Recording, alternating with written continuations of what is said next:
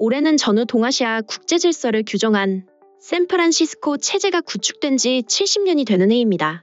샌프란시스코 체제란 제2차 세계대전 전범국 일본이 미국을 비롯한 전승국과 샌프란시스코 강화조약을 체결함으로써 성립한 체제를 말합니다. 이 조약은 1951년 9월 48개국이 서명해 이듬해 4월 발효됐습니다. 샌프란시스코 강화조약은 최종 체결까지 6년이라는 긴 시간이 걸린 조약입니다. 동북아 평화센터 소장 김영우 및 일본, 중국, 미국, 오스트레일리아의 학자 25명은 샌프란시스코 체제를 넘어서라는 책을 발간해 이 체제의 성립과 전개와 기결을 총체적으로 파헤쳐 살폈습니다. 샌프란시스코 체제를 넘어서는 샌프란시스코 조약 자체에 내장된 문제들과 샌프란시스코 체제가 일으킨 문제들을 낱낱이 밝히는 논문 모음입니다. 김영우 소장은 이 조약이 체결될 때까지 일본에 대한 미국의 태도가 3단계를 거쳐 바뀌었다고 말했습니다. 첫 번째 시기 1945에서 1947년에는 전범국가 일본을 해체하는 데 중점을 두었지만 두 번째 시기 1948에서 1949년에 미소냉전 체제가 들어서자 소련을 배제한 채 일본과 단독 강화를 맺는 방향으로 돌아섰습니다. 이어 세 번째 시기 1950에서 1951년에 중국 본토의 사회주의 체제가 수립되고 한국전쟁이 일어나자 일본을 냉전과 반공의 최전선의 선 파트너로 삼았습니다. 일본은 최대 전범국의 지위에서 벗어나 미국의 동아시아 전략의 최대 동맹국이 됐습니다. 그리하여 전쟁 범죄자 대다수가 면죄부를 받고 전후 일본 재건이 주역이 됐습니다. 샌프란시스코 조약 체결 과정에서 불거진 문제는 이것만이 아닙니다. 주목할 것은 일본의 침략과 지배로 가장 큰 피해를 당한 한국과 중국이 이 조약 체결에 당사자로 참여하지 못했다는 사실입니다. 한국은 남북이 분단돼 있어 남한이 참여할 경우 북한도 참여할 것이라는 이유로 배제됐으며 대만과 본토로 나뉜 중국도 대표성에 문제가 있다는 이유로 제외됐습니다. 일본 침략의 최대 피해국이 조약의 주역이 되지 못하고 만 것입니다. 그런데도 이렇게 성립한 샌프란시스코 체제는 동아시아 질서를 규율하는 틀이 돼 한국을 속박했습니다. 이를테면 1965년 한일 국교 정상화 때 맺은 청구권 협정이 샌프란시스코 조약에 의거했습니다. 그 뒤로 일본은 청구권 협정의 문구를 빌미로 삼아 일제강점기 한국인 피해자들에 대한 배상 책임이 없다고 버티고 있습니다. 한국이 참여한 적도 없는 조약이 한국의 발목을 잡는 꼴입니다. 더 결정적인 것은 샌프란시스코 조약이 역사 문제와 영토 문제를 해결하지 않은 채 묻어버렸다는 사실입니다.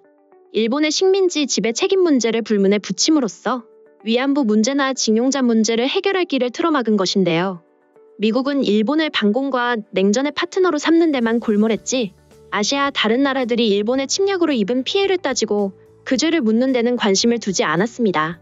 이 책에서 미국은 동아시아를 지배하려는 의도 아래 일본과 다른 나라들 사이 영토 문제를 봉합했다는 혐의를 받습니다. 그 대표적인 사례가 독도입니다. 애초 미국은 강화조약 준비 초기에 독도를 한국의 영토로 명시했습니다. 하지만 이 문구는 최종 조약에서 사라지고 말았습니다. 독도뿐만 아니라 남중국해의 스프레틀리 군도와 파라세 제도도 처음엔 중국에 귀속될 영토 목록에 들어있었으나 나중에 모호하게 처리되고 말았습니다. 이 문제를 지적한 일본 학자 하라 기미에는 미국이 냉전 전략에 따라 이 섬들이 한국과 중국에 귀속되는 것을 막으려 했다며 이렇게 말했습니다. 강화조약의 모호한 자구들은 부주의 탓도 실수 탓도 아니었다. 오히려 그런 문제들은 의도적으로 미해결인 채로 남겨진 것이었다. 미국이 영토 분쟁과 역사 분쟁을 일으킬 소재를 일부러 남겨둠으로써 동아시아 국가들의 다툼을 부채질하고 분할 지배에 이용했다는 지적입니다. 이렇게 해서 성립한 샌프란시스코 체제는 전후 수십 년 동안 동아시아를 규정하는 국제관계의 틀이 됐습니다. 그러나 한국을 비롯한 동아시아 나라들의 민주화와 인권의식 신장은 이 체제에 일대 타격을 가했습니다. 일본군 위안부 피해자들과 강제징용 피해자들의 증언과 소송이 잇따랐습니다. 샌프란시스코 체제가 봉쇄했던 역사 문제가 전면에 등장함으로써 이 체제의 내적 모순이 극심해지고 한일 관계는 최악의 수준으로 후퇴했습니다.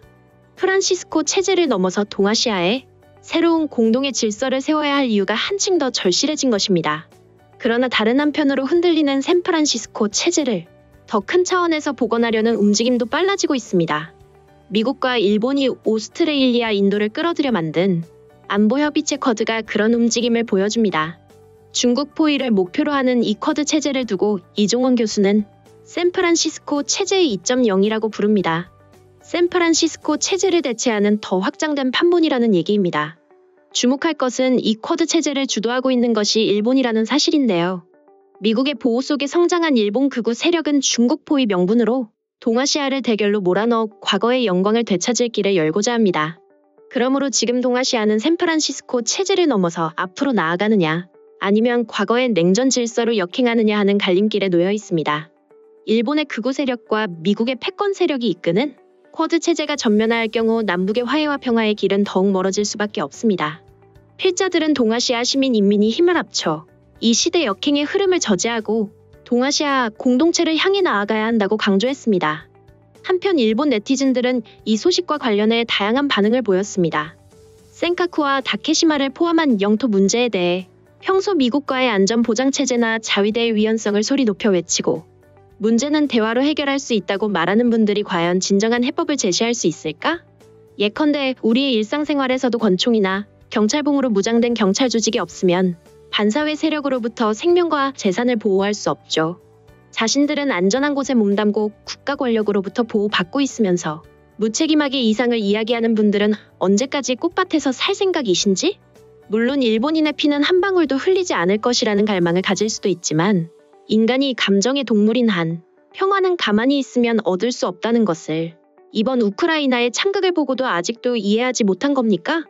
한중을 이해하거나 배려할 필요가 없고 설령하더라도 그들에게 환영받지 못할 것이다.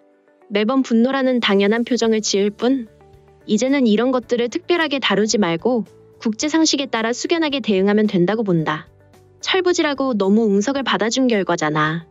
한 발짝도 물러설 필요가 없다. 일본은 한 번도 한국을 침략하지 않았습니다. 그쪽이 통치해달라고 부탁해왔고 제대로 절차를 밟아 병합해버렸을 뿐입니다. 게다가 병합에 반대하던 이토 히로부미를 암살하고 병합을 가속시킨 것은 그쪽이겠죠. 자신들에게 불리한 것을 보지 않고 편리한 것만 보고 이야기를 해오기 때문에 대화가 되지 않는군요. 빠르게 단교해도 될 것 같습니다. 서로 시간 낭비니까 무시로 갑시다.